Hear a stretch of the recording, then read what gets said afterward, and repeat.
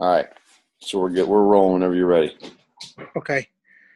All right. So today we're going to do an interview with Todd Midget from North Carolina. He's a Beachbody coach. He runs NC Fit Club. Over the course of his journey, he's lost over 80 pounds. And he's also met and become friendly with Sean T. And he's nice enough to talk to us a little bit today. How you doing, Todd? Good, man. How are you doing? Good. I appreciate you letting me be a part of your group. And it's funny because I hope if everybody up there is from the New York area, they're going to probably have a hard time understanding the Southern accent, but hopefully they can make it out. I think they'll be all right.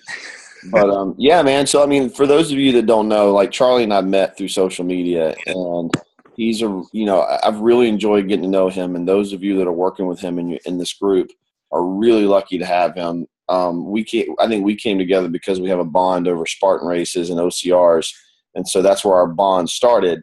And then we also have the same kind of a connection over the Sean workouts, and he knew that I worked with Sean a lot, and so it was kind of a cool connection that we had. And you guys are really lucky to have him as your coach, working with you through Max 30 and some of these programs that I know he's going to be working with you on. And if any of you decide to join our OCR Spartan Tough Mudder group, you'll even get to have even more fun with him. So yeah. All right. Go ahead, man. So I hear you got a list of questions. I do. I have a couple of questions I wanted to ask you. So obviously no one in the group really knows you. So just tell us a little bit about yourself, who you are, and about your fitness transformation. So I'm 42 now. So this whole journey started when I was, I think, 33 or something like that, early 30s. And I had gotten up to probably 250. The last time I stopped weighing myself, I was 255. So I claimed that I was bigger than that because when it hit 255, I just stopped getting on the scale. I know my waist jeans was like pushing a size 40 because the 38s were really tight. And I just remember not wanting to buy a size 40s or size 40 waist jeans and just being like, I can't, because I used to be like a 30, 32. And so in high school and college, but but I just knew I was like, I look in the mirror, but it's like funny because sometimes you look in the mirror and you just don't realize how out of shape and bad it's gotten. And so in North Carolina and Charlotte, which is where we are, I know you guys laugh at us when it snows, but the story began when we got like one of these little dusting snowstorms, and it was like literally like an inch or two, which, I know shuts down everything down here, but we had about, a couple inches of snow on the DirecTV dish, and I was trying to figure out if my daughter was going to school. So the way this whole thing started is I go out in the morning during a little snowstorm or whatever, and I go to stand on the roof in some shoes that had zero tread. And as soon as I stood on the roof, which was a really dumb idea, my feet came out from under me, and I fell about 10 to 12 feet, however far it was from the top of the roof. It was at least 10, maybe more. And I landed on my back on a landscape timber. And I just remember sitting there and I was hurt really bad. Fast forward to Alicia taking me to the hospital. After she finally found me outside, like I was in pain. Like she had to come find me because I couldn't make it back in the house. And we go to the hospital, they run all these tests and put the dye through me and all this stuff because I thought I'd cracked a rib or punctured a lung. I couldn't breathe. And the doctor comes in and they basically said that I just had a really bad abdominal bruise. And the doctor was pretty blunt about it. They were like, if you didn't have all this fat around your midsection, you would have. They actually said that. They actually said that. They were like, if you hadn't had that padding around your girth area, my spine, because that's where I landed on my back, they said you would have been paralyzed. The chances are you would have been paralyzed or dead. They were like, you're really lucky. And I was like, holy crap. Like that was a big aha moment for me to think that like I knew I'd gotten out of shape and I knew I'd gained a lot of weight. And I knew I was a big guy, especially in the midsection. I just didn't realize, and I mean, obviously I'm thankful that I had that padding there to save me from making a stupid mistake of getting on the roof. But it was like that aha moment. I came home and I'm pretty sure I was 33 at the time. And I was just like, oh my God, I can't live like this anymore. I felt like I was 50. I was always tired. I was exhausted. I just didn't have energy to do anything. I was just lethargic. It was just, I knew that I wasn't happy. So that's what started the whole thing. And I was sitting in the bed that doped up on pain meds, and I'm watching TV, and a P90X commercial comes across, and I was like, which I don't know if you guys, they still run them, but not like they used to. But I was like, oh my God, there's something about this that's different. So then I decided to order P90X, and actually started off with Power 90, which was the one before P90X. It was old school. Then went to P90X, and then fast forward to now, and here I am, a coach with Charlie, and we're working together. And I went from 255 to like 179 at my lowest, and then now I usually float around 181, 180, and it's been a wild fitness journey. And the thing that a lot of you should realize is that the journey never stops. So like it's always, the finish line is always moving. Because like when I got down to 179 when I was 35, when I first did Asylum, I thought the journey was over. And then it was like, and then I started fluctuating, and then I kind of started falling into bad habits. And I'm like, well, wait a minute, what's going on?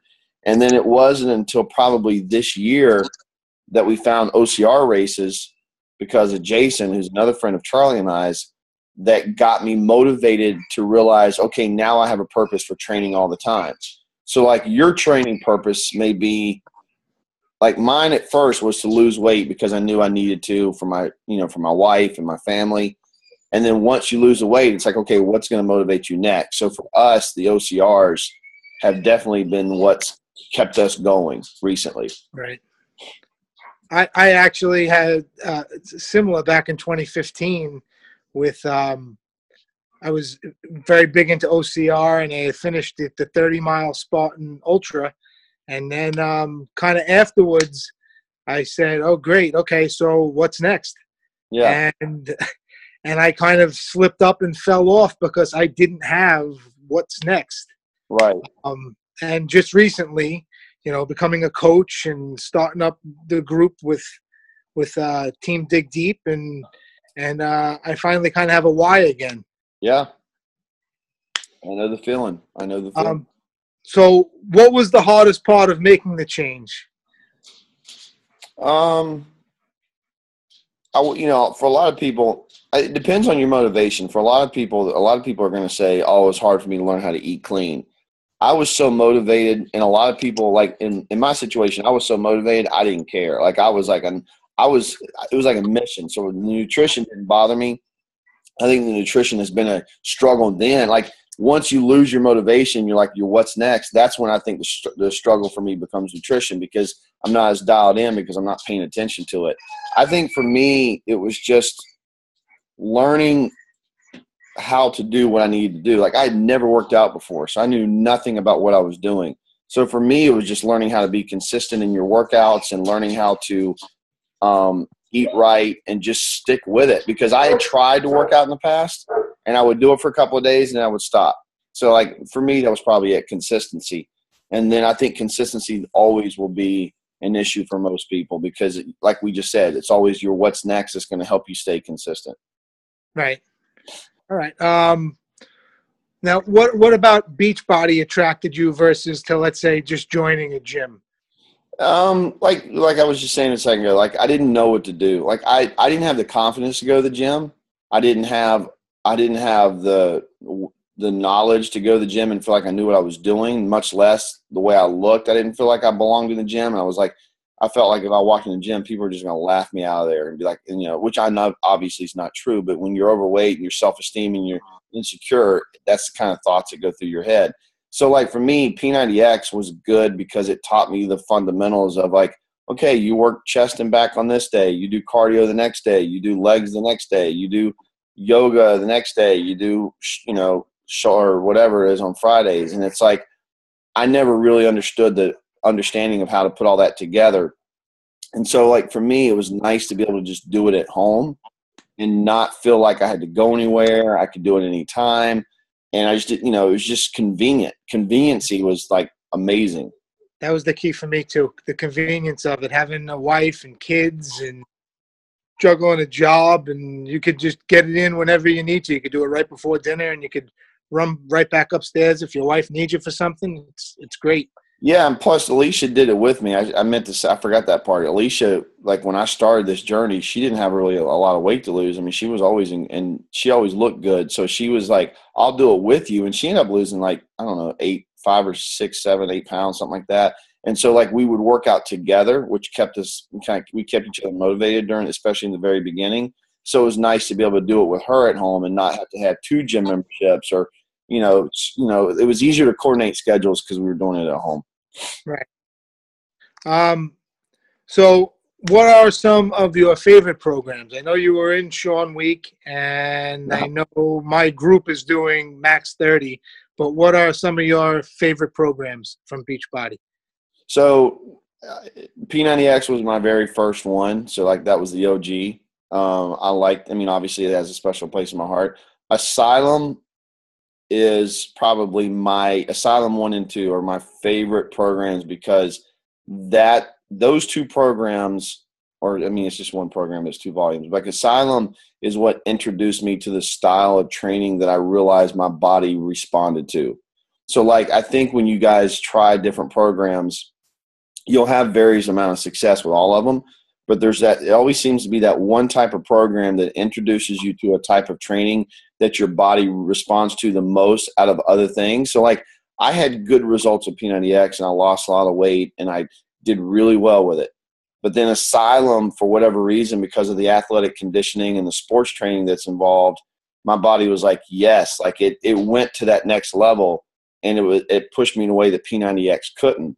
So I think it was also forecasting what was to come with OCRs, because Asylum is definitely a program that we use a lot for people that are ready to start training for Spartans. Now, if you're going to do like a Spartan sprint, and Jason said this before, those of you doing Max 30, you could do Max 30 and run a Spartan sprint, no problem.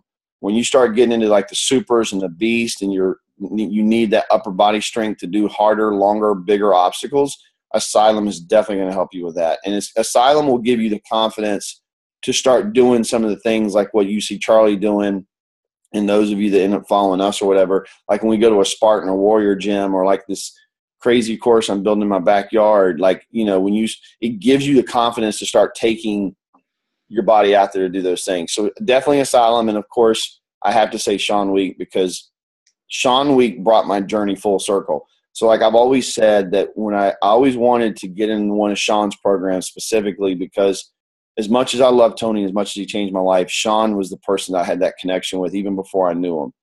Because the way he is, the kind of trainer he is, the way he communicates through the screen, you feel like he's talking to you. He has that God-given gift.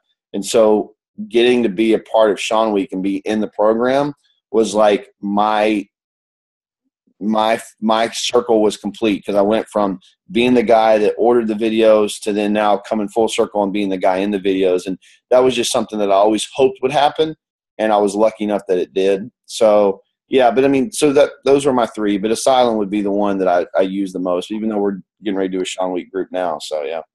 And for those that don't know, Sean Week is a on-demand program, Beachbody on-demand program. I don't think they offer it on DVD, right? Is that right? It's strictly for just on demand. So those of you that have the on demand, you guys should check it out when you guys are done with Max 30. It's a really good program. It's 1 week, but you just do it for 4 weeks, and it's a month schedule. Everybody hears the name Sean Week, and I think it's only a 1 week program.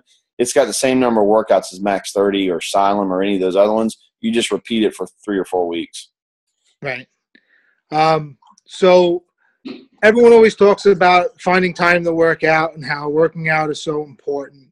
But honestly, the most important part of the whole thing is probably nutrition, right? Which is something that I always struggle with. Working out for me has always been easy. I can work out 5-6 days a week religiously every week. If I don't, I just feel off. But nutrition is something that has always been spotty with me. It's been a trouble spot, which I think is for most people. So what I wanted to ask you was, how do you look at nutrition now versus prior, when you first started your journey, or I guess before you started your journey, to now? It's interesting, and I'm glad you asked that, because like I remember when we started off doing P90X, back again, I feel so old saying this, but back then, this was before, man, we're talking before Facebook. Like Facebook wasn't around, none of this. Like I still remember having a flip phone. It was so like the P90X work and nutrition guide. It was like you got this big book for the workouts and a big book for the nutrition. And in the back of the nutrition, they had these square blocks that were color coded. And so, like, depending on your weight or whatever, it showed you how many proteins. And it basically was like the paper version of what the portion control containers are now, which I'll get to in a second.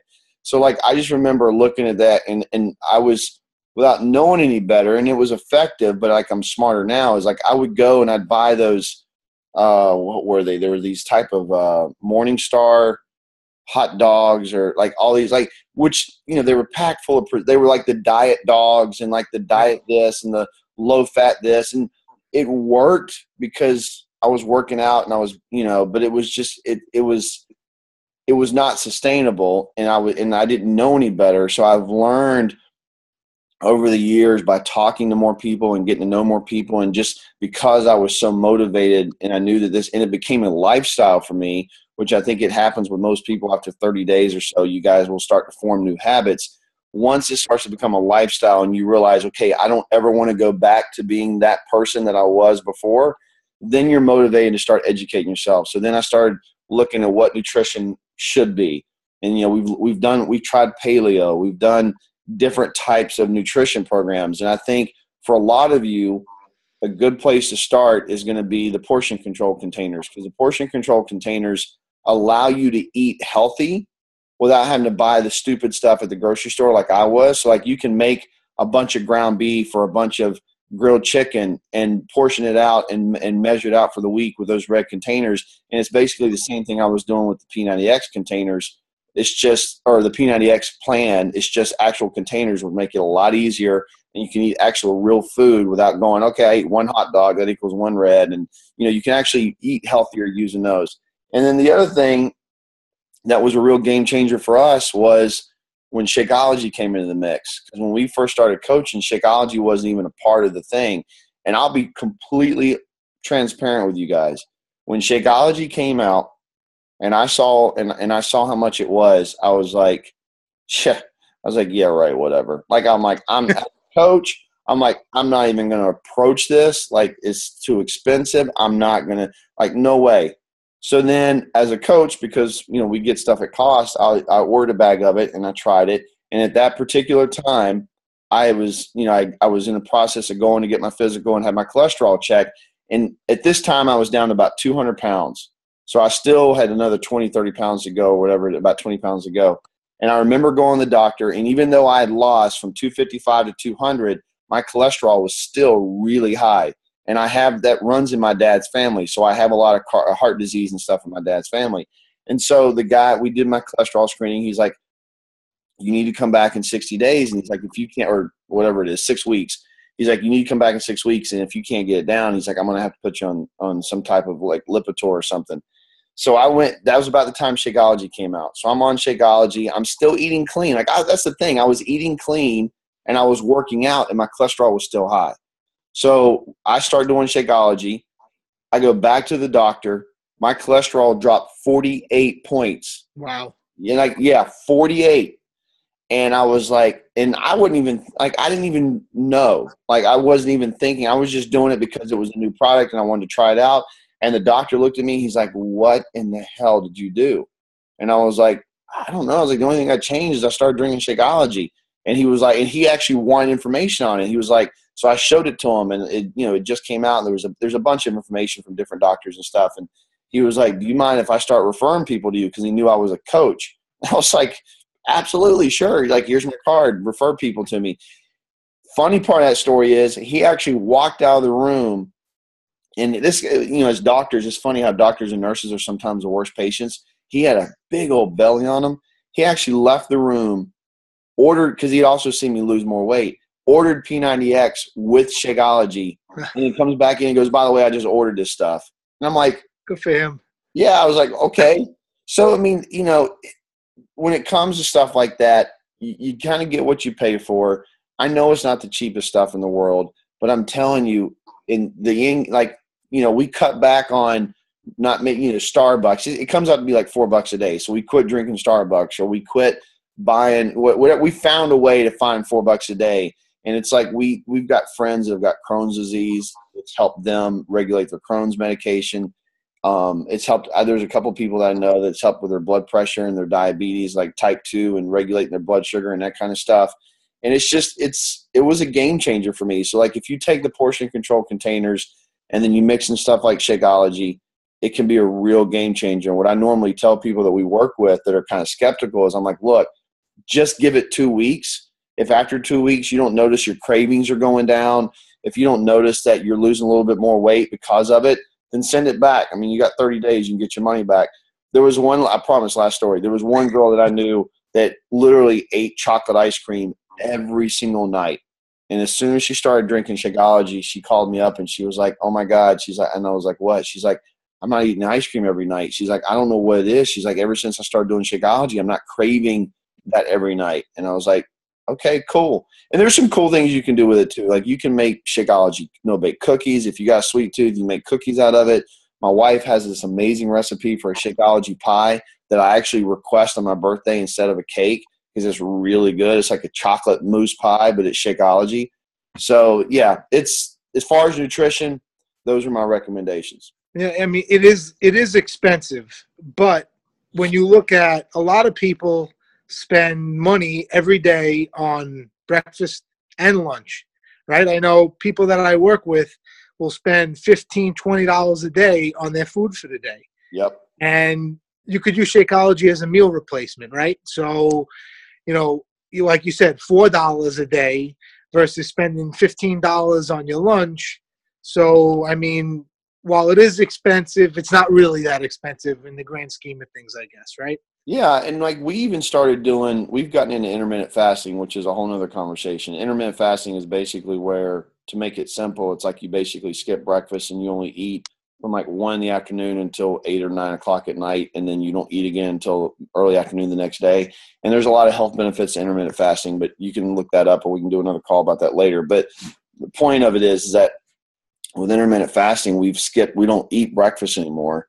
And so like when we mix Shakeology into the mix, it's like I might have Shakeology as a mid-afternoon snack or something to get me between lunch and dinner. So it's like I'm not eating breakfast in the mornings. I'm eating healthy at lunch. Then I'll do Shakeology sometimes with lunch or in the middle of the afternoon, and then we'll eat at night, and that's it. So, I mean, it's really not that bad. It's, like I said, you have to weigh the health benefits. Like when my cholesterol dropped 48 points, I won't care if it had been $500. I would have kept doing it because Right. I saw the importance of it. I saw what it did for me. And like for Alicia, it's funny because a lot of women, like their hair and nails grow like crazy on that stuff. So, which I guess could be bad because you might have to get your hair cut more often. But if you like long nails and not have to pay for them, that might be something you might want to look into. I can't speak on that, but whatever. Just two more things. Sure. So talk a little bit about, I guess, along the same lines of nutrition, cheat meals or cheat days, or because I know there are times where I cheat and I'll beat the hell out of myself because I did cheat. Or if I'm sitting, I'm watching a game at night and I'll snack on some chips and the next morning I wake up and I say, man, why did I do that? So what do you have like a rule of thumb on cheating and when you cheat or anything like that? I mean, obviously what people don't realize is, and me included, when you cheat, you're not gaining 5 pounds just like that. Even though it might feel that way, you might feel bloated and just messy. That's not necessarily the case. Yeah. So Yeah, absolutely. Because it's like, and I'm just as bad at beating myself up, even though I know I shouldn't. So I know exactly what you're talking about. So like Sean's always told us, live by the 85-15 rule. So 85% of what you eat should be healthy. 15% you can treat yourself. I'll give you 2 funny stories. Every time we've ever been with Sean and Scott, they have, if we're at their house, Sean has a drawer next to his bed that's loaded full of Halloween candy year round. So like it's not uncommon to walk in there in the mornings and just see wrappers of candy on the nightstand from the night before. Scott eats like Scott's a human garbage disposal, eats all the time. People don't realize that they're human beings just like everybody else. And so they'll work their ass off and then they'll do a 15% treat. So like you can look at it like 85-15 for the week, or you can look at like 85-15 per day. So like if you're somebody that just like my daughter, for some reason, decides that she has to bake cookies all the time. And there's like 6 cookies in the kitchen almost weekly. So like if I know that there's oatmeal chocolate chip cookies or some kind of pumpkin cookie or whatever this time of the year, if I go in there and eat 3 or 4 of them, there's my 15 for the day. Especially if I've already had, like, not that I don't really treat – mine's a sweet tooth. So, like, if I know I'm going to go to and I've actually done this. Like, if I'm craving McDonald's fries, which is, like, the only thing I eat at McDonald's, if I've worked hard – if I've worked my ass off and just completely killed myself in a workout, I will sometimes, not always, sometimes go to McDonald's and get a large fry just because I'm craving it, because I know my body's just going to burn it off like that. So you can do 85-15 per day or 85-15 per week. For me, football season is the worst time of the year because we tailgate. I usually am not a big drinker, but during football season, I will drink on Sundays watching the game. So if I know during football season, I kind of save up my 15 for Sunday. So, like, I try to be really good Monday through Friday night, Saturday night, Sunday.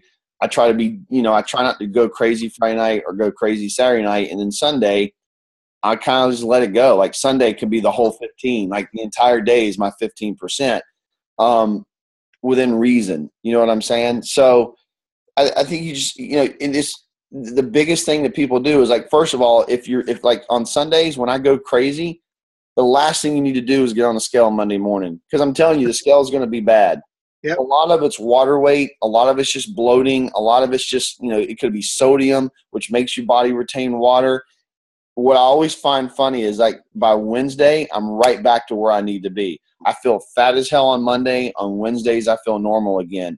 And the other funny story I was going to tell you is when we went out to do Sean Week and we were filming it, there were several workouts where we don't have shirts on. The guys don't have shirts on.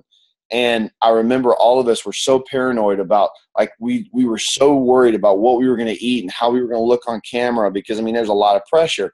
Sure. And right before there were 2 days of rehearsals before we filmed it.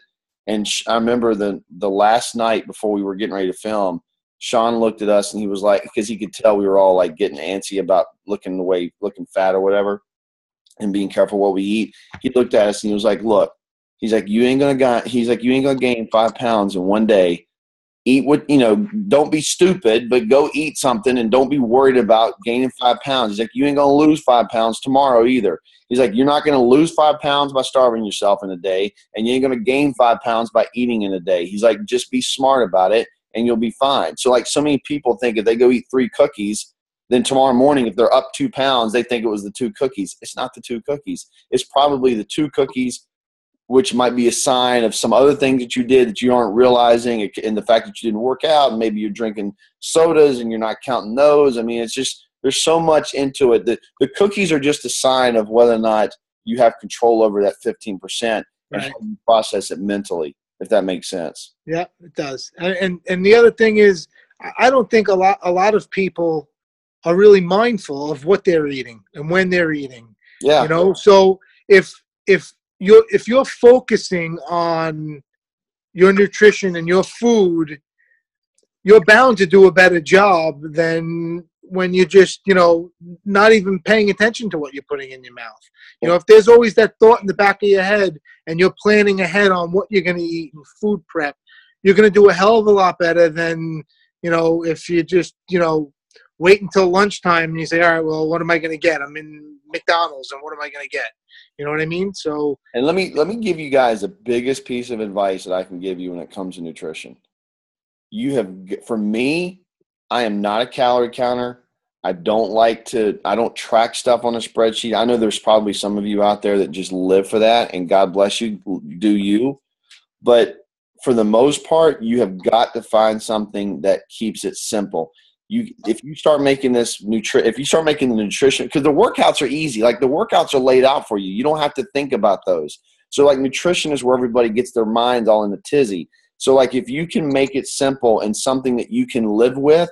So, like, and that was another thing that I realized that Sean always told me. He was like, when I first got down to 179, he was like, you look too skinny. He's like, you got to find a weight that you can maintain and that you're happy with and that you can live with.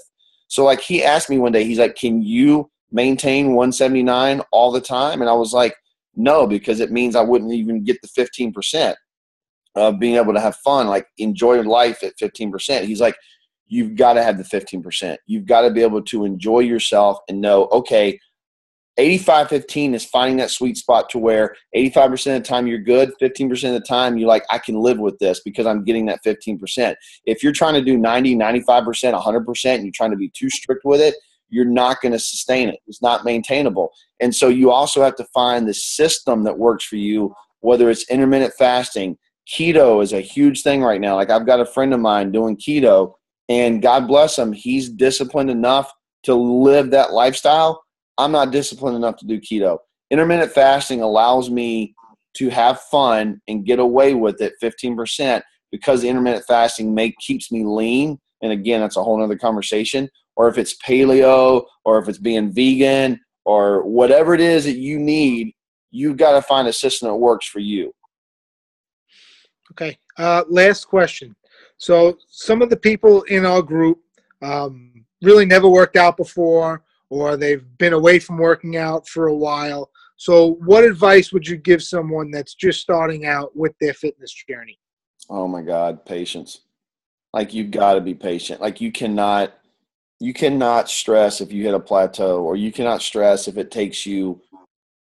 I'm assuming there's some women in this group, or A couple, yeah. There's a couple. So I'm going to basically say this for the women in the group, because this is something that I've seen a lot of. Guys lose weight really easily. Women can sometimes struggle with it. When they did the Insanity test group, the first, Insanity is a 60-day program, much like Max 30, or just like Max 30. And when they did the test group for the original Insanity, the guys lost weight really quickly in those first 30 days. And then they kind of plateaued and kind of evened off. And a lot of the women, one in particular that I remember, there was this one girl that, like, for the first 30 days, she didn't lose a pound for 30 days. Like imagine doing Max 30 for 4 weeks, not losing a pound, and imagine the mental frustration that you would go through and how easy it would be to give up. And because she was in the test group, she was getting, she was interacting with Sean, and she was basically kind of forced to keep going. So she didn't really have a choice. As soon as they got into month 2, the last 30 days, like she started losing weight like crazy. And some women's bodies are like that. So, and some guys' bodies are like that, but I see this more with women than we do guys. So the biggest thing I can tell you, be patient. Understand that this is a journey, not a sprint. This is a marathon, not a sprint. There might be times, especially when you guys are doing Max 30, that you feel like you got 2 left feet. You feel like you don't know what the hell you're doing. You get discouraged because maybe you max out in 5 minutes and then everybody else is going 15, 20 minutes. Or maybe you've got the shortest max out time in the group, and everybody in your Facebook group is maxing out 3, 4, 5, 8, 10 minutes longer than you. And you might get discouraged by that. You got to remember that this is about you and your journey. Don't ever compare yourself to other people. Don't get discouraged because you can't do what other people can do. You got to do what you can do. You got to know your limitations. If that means you got to modify in certain moves, modify in certain moves. There's certain times that I have to modify because my knees, the older I get, my left knee bothers me sometimes. So I may not be able to do lunges all the time with a bent knee, or maybe my foot's hurting that day and I can't do the plyometric. There's nothing wrong with modifying, especially Max 30. That's what I love about Max 30 is that it has the modification that you can lock on the screen or whatever. So just be patient, enjoy the process, and like I highly recommend that you guys check out Sean's podcast, because I work with him on that, and there's some amazing motivation there where he talks about how every single day you have to find those small successes every single day and focus on that, and don't focus on whether or not it's changing as quickly as you'd like to see it change. So just, take your day 1 picture, take your day 30 picture, because you're going to see things in those photos that you don't see every day in the mirror. So that's a really good milestone for you on day 30 and day 60. And you can take them every 30 days for the rest of your life if you want, but especially when you're working on a certain program, go by measurements. So like if the scale's not moving, track your measurements as well as your weight, because sometimes you can gain muscle and your weight may not fluctuate because of the fact the muscle weighs more than fat, but maybe you lose 3 inches in your waist. Well, if all you're going by is a scale, you're not going to pay attention to the waist unless you notice that your clothes are fitting better or getting looser. So that's the thing you got to constantly remind yourself of. Listen to podcasts, listen to Sean's podcast, read books, read things that are going to keep your mind in a positive personal development state, because there's going to be things in life that are going to be real easy to distract you and derail you from this fitness journey. You might have a shitty day at work. You might get into a fight with your spouse. You might have a family member that gets sick. You might lose a family member. There's going to be a lot of things that's going to come at you that's going to derail you. And so you've got to remember to keep powering through, because in the end, this is about you and your journey and being the best version of you that you can be. So you've got to kind of build up that, what I call Kevlar, that body armor. When people start making fun of you, for example, like, and you'll get this, people be, oh, Susie, you're not going to eat any cake because you're working out now. Now you can't eat cake. Oh, not drinking sodas anymore. Oh, won't have a beer with me. All that crap, plus anything else that life throws at you, you gotta be strong enough to be like, you know what? Screw you. I'm doing this for me. You don't have to tell them that, but in your mind, tell them to F off and be like, I got me. Like, just smile and give them the F off smile in your mind. You know what you're thinking. I don't mean to be so crude. I don't hope that doesn't offend anybody, but that's the kind of mentality you got to be looking out for you, because there's enough things in life that are going to try to take you down, especially on this fitness journey, and you can't let it derail you. I hope nobody got offended by the F off thing. I'm pretty sure everyone has heard worse. Don't worry about it. All right, good. All right, so that's all I have for you. I really appreciate you taking a few minutes to talk to me, and I'll get it out there to my group. And I'll keep you posted on some of, hopefully, the success stories. Dude, I would love to hear some of the success stories out of this group. And if any of you guys end up doing the OCR, or if you guys decide to do some Spartan race stuff, he and I are both very passionate about that. So you could even work with us on that. And we're hoping to have a lot of fun and maybe do some races with groups of people. And I'm actually going to get to meet Charlie in person. So that'll be fun. So, yeah. So thanks for having me, man. Thanks again, Todd. No problem. All right.